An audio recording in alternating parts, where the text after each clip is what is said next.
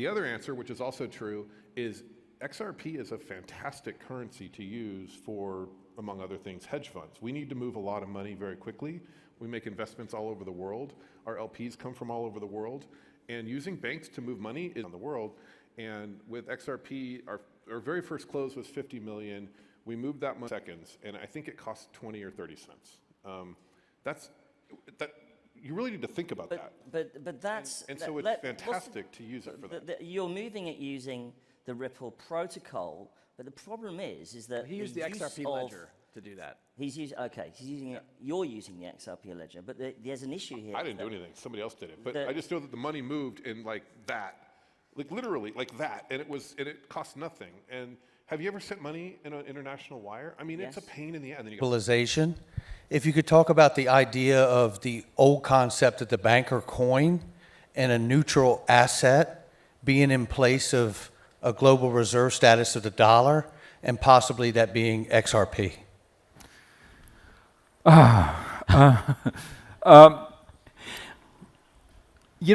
What you're asking for is whether there's a possibility of a global currency, and to some extent that's what Libra was trying to do. And as I understand it, that's different from what XRP is trying to do. And the reason is as follows.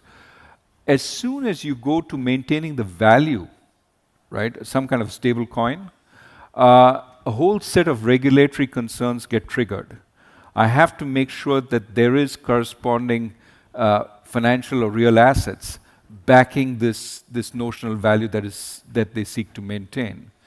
That looks a lot more like a bank, right? Because you're promising some claims which are fixed, and that requires regulation for reasons I just talked about.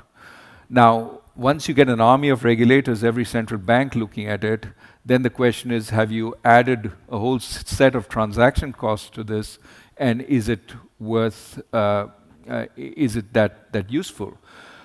As I understand it, what is attempted with XRP is not so much maintaining the value, but offering a vehicle for exchange, which is quite different, because there you can have value fluctuating. All you need is value to be stable for 10 seconds while the whole transaction takes place. And as a result, there's a whole different need for regulation. You don't need to regulate value. I don't care. So long as there is some value, the transaction can certainly take place. And as a regulator, I'm not so worried about either this displacing my fiat currency, because you're moving from one fiat currency to another. It's just an interim value. And it's a means of exchange, but it's neither. Welcome to the Crypto Teacher. And guys, I come back with that second video just to make you think. And this is solely on crypto. Normally it's about something else when I make you think. But this one is about XRP. And I know I constantly get bombarded on why I think that XRP will never hit its all-time highs. Because I have stated time and time again that XRP is an IOU. That's what it is. So I had to put the proof in here, guys. And you have companies that handle trillions, top executives. Everyone has called XRP a stablecoin from the beginning. We had Capco, who handles trillions of assets. We have the G30, in DC with the great minds of financial. And guys, don't forget what that G stands for. I got to throw that in there. That G is the number 7, guys. We know the power is 7. Christina Lagarde did a little power of 7. I did the video on. So don't leave that out. But the fact is, guys, is that XRP is a actual synthetic stablecoin that you only need for that split second when we're moving assets. Of course, guys, if I have $50 million and I'm moving to someone else, I want to have on that other end that I'm getting whatever merchandise. And that's what XRP is nothing but collateral. It is no one else that can do that except for, of course, XLM. But any other asset that you're moving, you're not guaranteed you're going to get it on the other end. We have a lot of protocols, guys, that can move money. That's not the issue. It's the collateral that's the issue that's on the other end. We have plenty of them that can move money ASAP, fast, but not give you the collateral. And that's the wonderful part about the XRP ledger. and then, of course, XLM. But guys, I just wanted to make sure that you understand that XRP is nothing but a stable coin, a synthetic stable coin that they just need for that split second for volatility. So therefore, if I'm moving 50 million, I told you that you're going to get your 50 million, you're going to get it. The same way if I give you $5, you see, okay, it's $5. It's not going to be $4.50 in 30 seconds.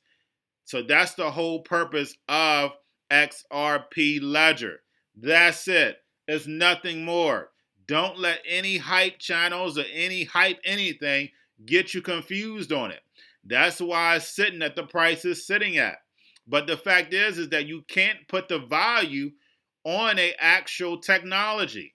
Just because it's sitting at 40 cent, 50 cent, stop trying to put dollars on the actual technology. That makes no sense whatsoever.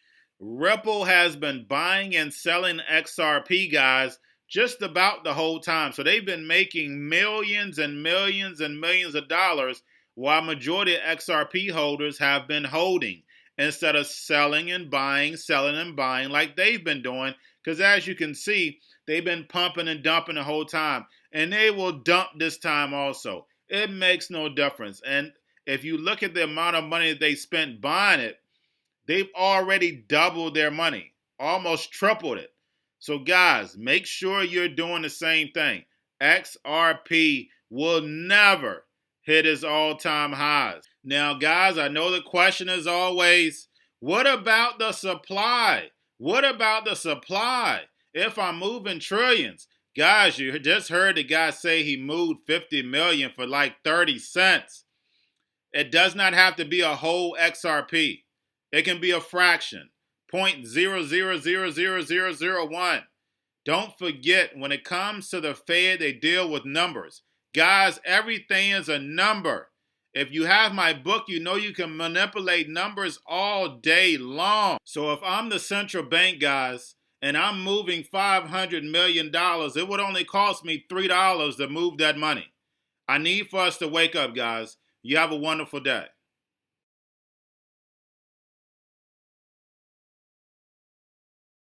Enabled banks in the world are now using Ripple's technology.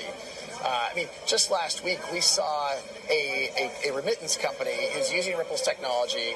They reduced the price per transaction to their consumers from $20 per transaction to $2 per transaction, and they saw an 800% increase in usage overnight. That's the type of dynamic that Swift isn't able to support that we're able to address right now, and that's something we saw just in the last couple of weeks. So we certainly want to see banks succeed in this new world order.